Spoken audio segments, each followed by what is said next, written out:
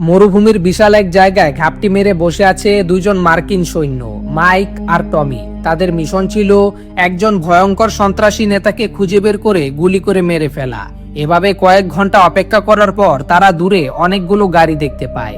একে একে অনেক মানুষ সেই জায়গায় আসতে থাকে। কিছুক্ষণ পর তাদের টার্গেট সেই সন্ত্রাসী নেতাও সেখানে এসে পৌঁছায়। কিন্তু মাইক আর টমি খুব শীঘ্রই বুঝতে পারে এখানে আসলে অন্য কিছু হচ্ছে, কারণ সেখানে কোনো যুদ্ধ বা হামলা নয়, বরং একটা বিয়ের অনুষ্ঠান হচ্ছিল। তারপরও মাইক তার স্নাইপার রাইফেল নিয়ে টার্গেটে গুলি করার জন্য প্রস্তুত হয়ে যায়। কিন্তু ঠিক সেই মুহূর্তে টার্গেটের সামনে এসে দাঁড়িয়ে যায় বর। এখন মাইক চাইলেও গুলি করতে পারছিল না, কারণ সে গুলি করলে টার্গেটের সঙ্গে বড় মারা যেতে পারে। তাই মাইক সঠিক সময়ের জন্য অপেক্ষা করতে থাকে। কিন্তু হঠাৎ মাইকের রাইফেলের স্কোপে সূর্যের আলো পড়ে। সে আলো দূর থেকে শত্রুদের চোখে গিয়ে লাগে, আর তখনই তারা বুঝে যায় মাইক আর টমি কোথায় লুকিয়ে আছে। মুহূর্তের মধ্যেই শত্রুরা তাদের ওপর গুলি চালাতে শুরু করে। মাইক আর টমির তখন সেখানে থাকার কোনো উপায় ছিল না, তাই তারা কোনো মতে সেখান থেকে পালিয়ে যায়। প্রাণ বাঁচাতে পালাতে পালাতে তারা মরুভূমির আরো গভীরে চলে যায়। কিন্তু তারা তখনও জানতো না এই মরুভূমির মাঝেই তাদের জন্য অপেক্ষা করছে আরো ভয়ঙ্কর বিপদ। কিছুক্ষণ পর হঠাৎ তাদের সামনে শুরু হয় এক ভয়ঙ্কর ধুলোর ঝড়।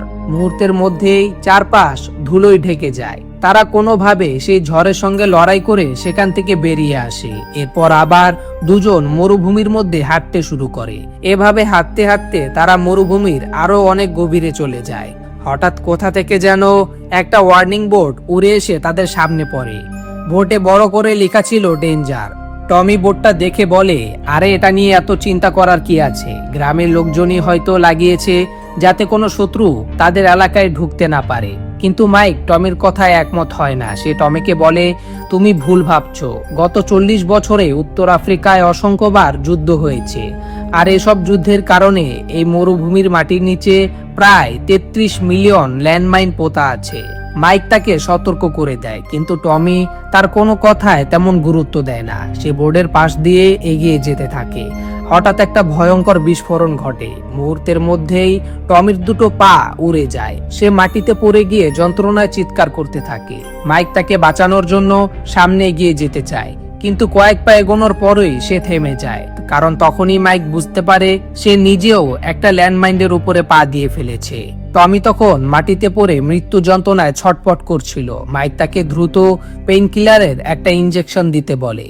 টমি কোনোভাবে সেই ইনজেকশন নেয়, কিন্তু তাতেও তার প্রচন্ড ব্যথা কমছিল না। মাইক তখন টমিকে রেডিও দিয়ে বেস ক্যাম্পে যোগাযোগ করতে বলে, কিন্তু ব্যথায় টমির অবস্থা এতটাই খারাপ ছিল যে সে ঠিকভাবে কথাও বলতে পারছিল না। এদিকে মাইক নিজেও একটা ল্যান্ডমাইনের ওপরে পা দিয়ে দাঁড়িয়ে আছে, তাই চাইলেও সে টমির কাছে গিয়ে তাকে সাহায্য করতে পারছিল না। এক সময় টমি বুঝতে পারে এই যন্ত্রণা তার পক্ষে সহ্য করা আর সম্ভব নয়, তাই সে নিজের বন্দুক বের করে আত্মহত্যা করার সিদ্ধান্ত নেয়। মাইক তাকে বারবার থামানোর চেষ্টা করে, কিন্তু টমি তখন আর কোনো কথা শুনছিল না। এই অসহ্য যন্ত্রণা থেকে মুক্তি পাওয়ার জন্য শেষ পর্যন্ত টমি নিজের বন্দুক দিয়ে আত্মহত্যা করে ফেলে। মাইক এটা দেখে চিৎকার করে ওঠে। সে পুরোপুরি ভেঙে পড়ে, কারণ এখন বিশাল মরুভূমিতে সে একদম একা। তাকে সাহায্য করার মতো আশেপাশে আর কেউ নেই। এভাবে কয়েক ঘন্টা কেটে যায়। মাথার ওপর প্রচন্ড রোদ, গরমে মাইকের শরীরের চামড়া যেন পুড়ে যাচ্ছিল, কিন্তু তারপরও সে নিজের পা একটু সরাতে পারছিল না, কারণ সে জানতো পা সরালেই সঙ্গে সঙ্গে ল্যান্ডমাইনটা বিস্ফোরিত হবে। তাই মাইক নিশ্চিত হওয়ার জন্য ধীরে ধীরে নিচে বসে একটা ছুরি দিয়ে তার পায়ের নিচের মাটি খুঁড়ে দেখতে শুরু করে। কিছুক্ষণ পর সে বুঝতে পারে তার পায়ের নিচে সত্যি একটা ল্যান্ডমাইন রয়েছে। এটা দেখে মাইকের ভয় আরো বেড়ে যায়, কারণ এখন সে বুঝতে পারে একটু ভুল করলেই তার মৃত্যু নিশ্চিত।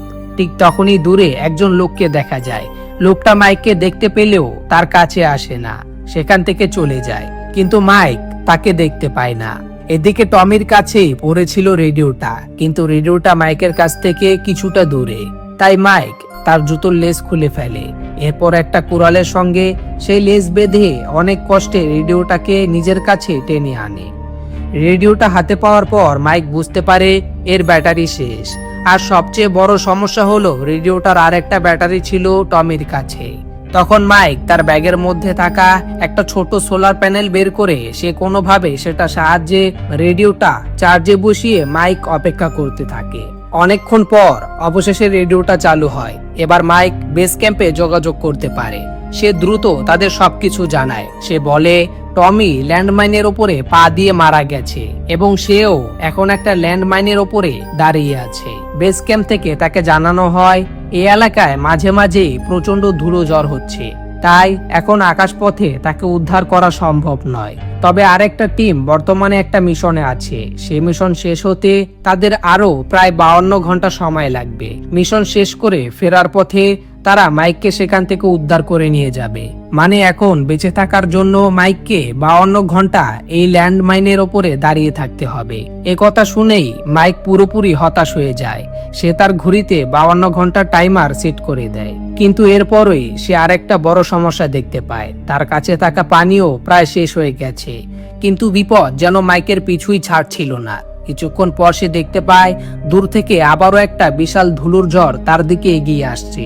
সেটা দেখে মাইক ভয় পেয়ে যায়। সে দ্রুত একটা রুমাল দিয়ে নিজের মুখ ঢেকে নেয়।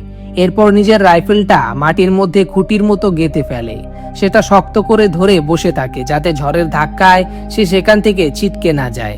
কিছুক্ষণের মধ্যেই সে ভয়ঙ্কর ধুলোর ঝড় মাইকের ওপর দিয়ে বয়ে যেতে শুরু করে। প্রচন্ড বাতাস আর ধুলোর মধ্যে মাইক প্রাণপণে নিজেকে ধরে রাখে। অবশেষে ধীরে ধীরে ঝড় থেমে যায়। মাইক তখন চোখ খুলে চারপাশে তাকিয়ে দেখে ঝড়ের কারণে টমির লাশটাও তার কাছে চলে এসেছে। সে টমির মুখটা একটা ক্যাপ দিয়ে ঢেকে দেয়। এরপর টমির কাছ থেকে রেডিওটার ব্যাটারি দুটো নিয়ে নেয়। কিন্তু তখনই মাইক আরেকটা সমস্যায় পড়ে যায়।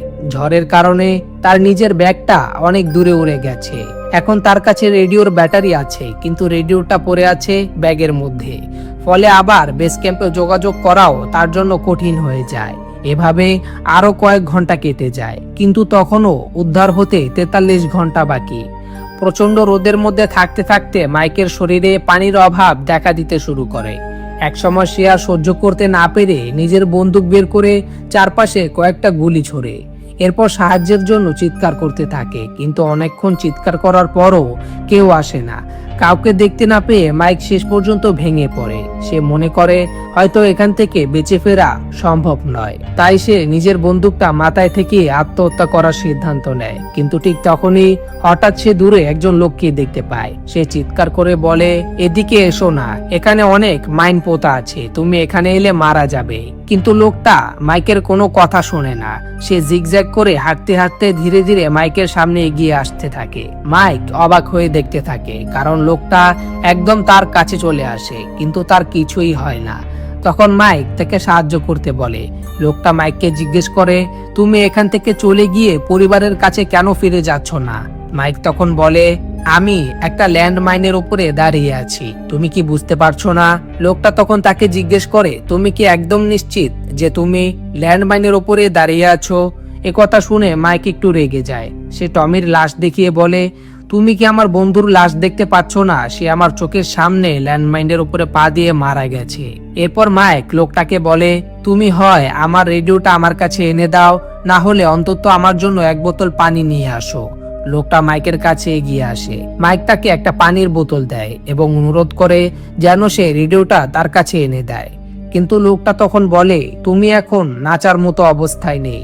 এই কথা বলে লোকটা সেখান থেকে চলে যায়।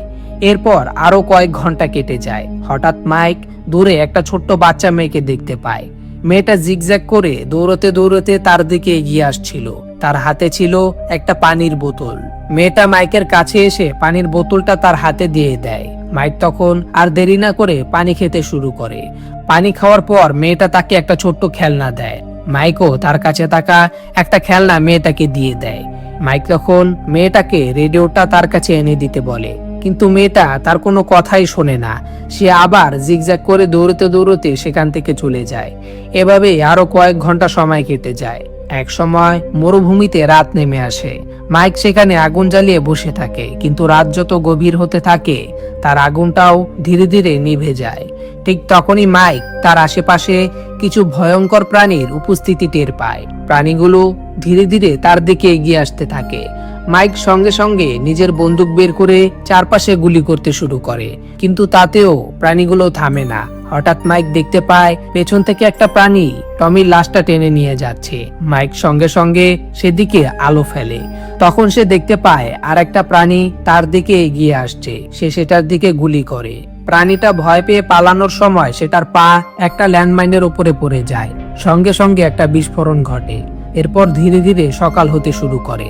সকালে সেই লোকটা আবার মাইকের কাছে আসে। সে মাইককে বলে, তুমি ভয় পেও না, সামনে একবার এগিয়ে আসো। মাইক তখন তাকে বলে, তুমি তো জানো আমি একটা ল্যান্ডমাইনের উপরে দাঁড়িয়ে আছি।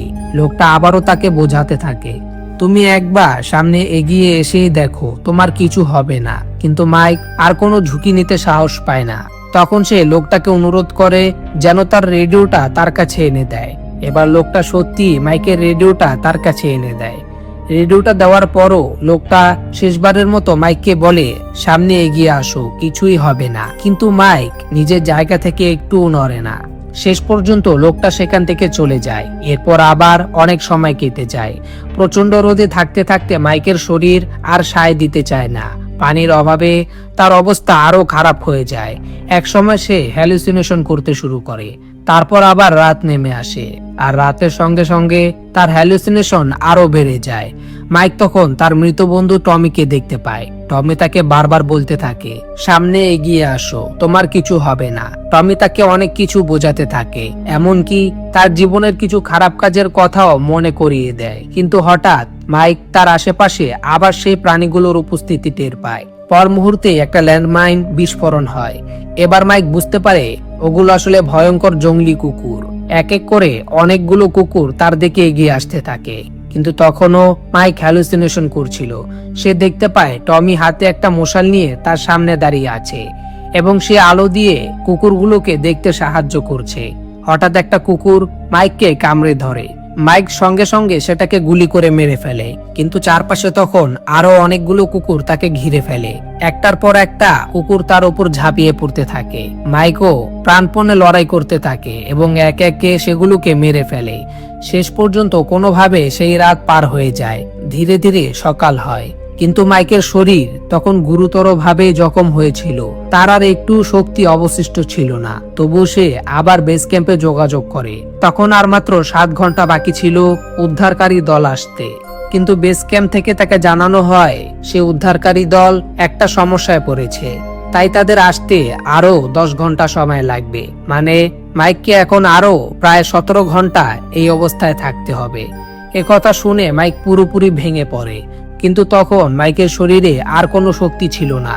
সে আবার হ্যালুসিনেশন করতে শুরু করে। এবার সে তার সামনে নিজের স্ত্রীকে দেখতে পায়। মাইক ধীরে ধীরে অজ্ঞান হয়ে মাটিতে পড়ে যেতে শুরু করে। ঠিক তখনই সে লোকটা আবার এসে মাইককে ধরে ফেলে। এরপর সে মাইককে প্রাথমিক চিকিৎসা দিতে শুরু করে। লোকটা তখন মাইককে একটা কথা বলে, সেও একবার এমন একটা ল্যান্ডমাইনের উপরে পা দিয়েছিল। বিস্ফোরণে তার একটা পা উড়ে গিয়েছিল।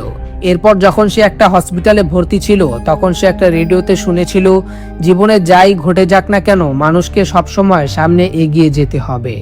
কিন্তু সেই সময় লোকটার মাথায় শুধু একটা চিন্তাই ঘুরছিল, তার একটা পা নেই, এখন সে কিভাবে জীবন কাটাবে।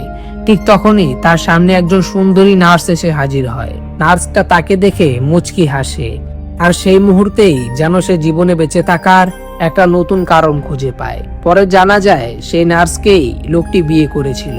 মাইক তখন লোকটার দিকে তাকিয়ে বলে, তোমার মেয়েটাও তোমার বউয়ের মতো সুন্দর হয়েছে, আমি তাকে দেখেছি। লোকটা তখন বলে, না, আমার কোনো মেয়ে নেই। আমার 3টা ছেলে ছিল, কিন্তু তারা সবাই মারা গেছে। ওই মেয়েটা ছিল আমার একটা ভ্রম, যেটা তুমিও দেখতে পেয়েছো।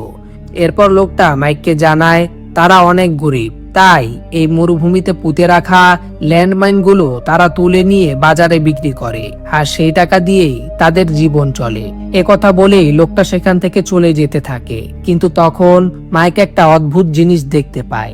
লোকটার সঙ্গে তার সেই মেয়েটাও হাঁটছিল, কিন্তু কিছুক্ষণ পর মেয়েটা হঠাৎ হাওয়ার মধ্যে মিলিয়ে যায়। মাইক আবারও প্রচন্ড হ্যালুসিনেশন করতে শুরু করে।